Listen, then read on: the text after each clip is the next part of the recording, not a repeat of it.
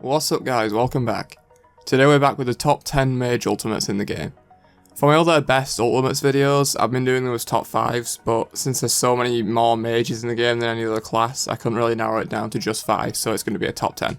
Hope you enjoy. Kicking off the list, we've got one of the most versatile ultimates in the game, Ice's Circle of Protection. Mage ultimates are often used to secure objectives for your team, and nothing does that better than Circle of Protection. Can do up to 1120 plus 175% scaling in one big burst of damage, and it's pretty hard to compete with a Fire Giant Secure if the enemy team has an Isis. This ability can easily hit over 2k damage fully charged with a full late game build. Not to mention this ability can also heal for up to 560 plus 88% of magical power when fully charged. It's great for using team fights as well. The 15% damage reduction for anyone inside works really great if someone's getting dived on, plus the heals and damage can really swing a fight in your favour if you can charge it up. Overall, it's just got so many uses and it's just a great mage ultimate to have on your team. Next up on the list, we've got a slightly less versatile ultimate. It only does one thing, but it's the freaking best at what it does. Chang'e's Waxing Moon. This is a really simple yet effective ultimate. It does what it needs to do and nothing more, nothing less. The potential to just win a team fight simply by hitting 3 or 4 people with Waxing Moon is just insane. Like if you hit 3, 4, even 5 people, like you can get up to a 5-second stun with this ability, and if they don't have beads, they're 100% dead if they get hit by a 4-second stun. And that's what I love about this ultimate, it just has the potential to absolutely just win a game on its own. It's wide and long and fits really nice into jungle corridors, like my dick. The damage on this ability isn't amazing, but the CC it provides is why it's on this list. At number 8, we've got Nua's Fire Shards. This ability gets a lot of hate for being no skill, but a lot of people don't really see the ability for what it really is. Most people use it to secure kills on enemies that are low health. And that's one use for it, but the best way to use this ability in my opinion is for the vision. If you think the enemy team might be doing an objective, you can use it to gain vision on the entire enemy team.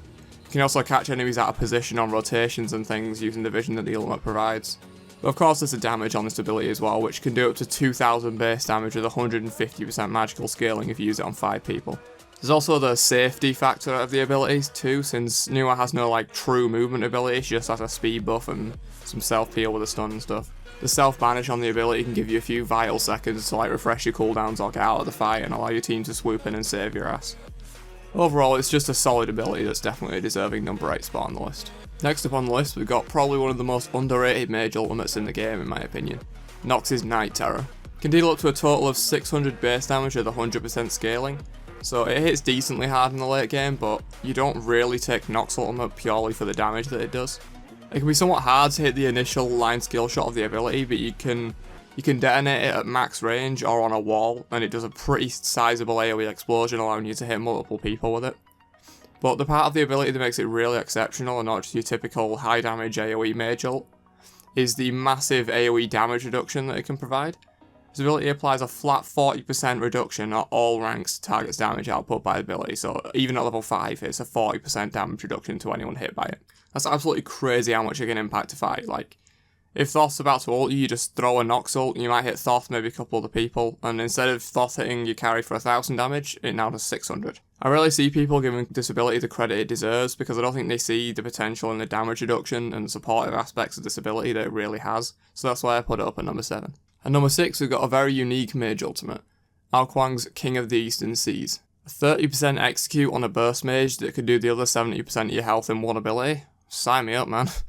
This ultimate really fits the character extremely well, and it's one of the most powerful ultimates in the game when you consider its synergy with the rest of Alquang's kit. Not only can it be used for the ridiculous 30% health execute and 30% health heal, it can also be used to set up other gods' abilities or even your own abilities. You can actually set up a really strong combo starting with the ultimate instead of finishing with it, which is what most people do.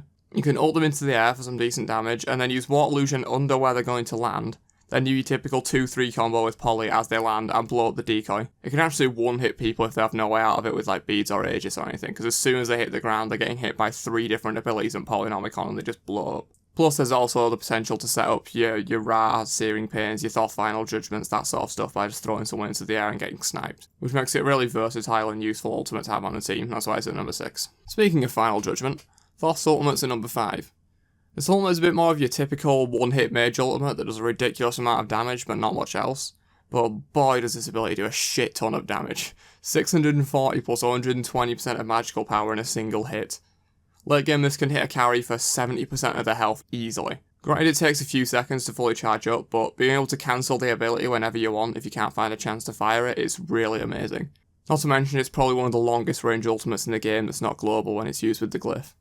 You can like hide behind jungle walls and things like miles away and like just boom, someone instantly dies and didn't really realise what they got hit by because the thought just hit them from miles away over a jungle wall or something. Plus the ability has amazing synergy with the rest of his kit, like it's all long range stuff like line skill shots that you can fire through the glyph, so you can like poke someone to 50% HP with the one from a ridiculous range and then just finish them off with the powerful ultimate.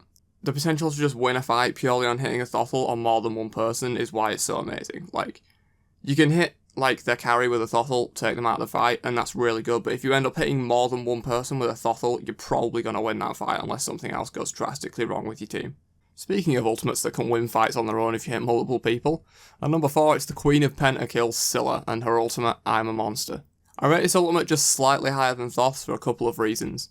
1, it gives CC immunity and a ton of movement speed, up to 70% of its max rank. And 2, she can reset the hit and wipe the entire team with like just this ability pretty much if you get lucky. This ultimate is one of the hardest hitting single shots in the game, with 800 base damage and 120% scaling. And what makes it so good is just the reset mechanic. Like, it can hit twice, sometimes even 3 times in fights, and if you end up hitting more than 3 Scylla rolls, you're probably just going to win the game off of that, because Scylla will just get so fed. If it's a late game team fight, 3 people dead to one ability, you're just going to win. The potential to just win a game off of this ultimate is why it's at number 4 for me. We've had a few just kind of one-shot everybody, not much utility kind of abilities at number 4 and number 5, but we're going back to some more utility at number 3 with Janus' Space and Time.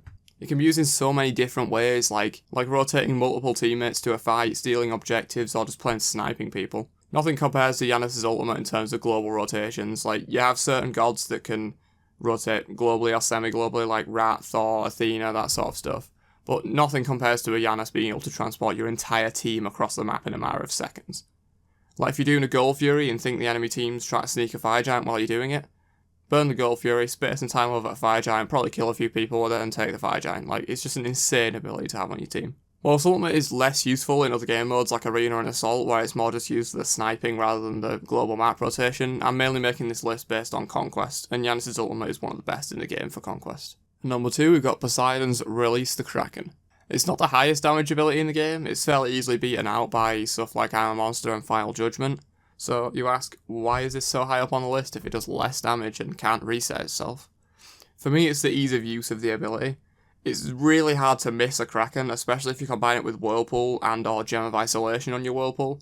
Like, cripples and majorly slows enemies if you have Gem and makes it very hard to actually miss a Kraken. Like, it's just a massive ass fucking circle that's almost the size of a lane.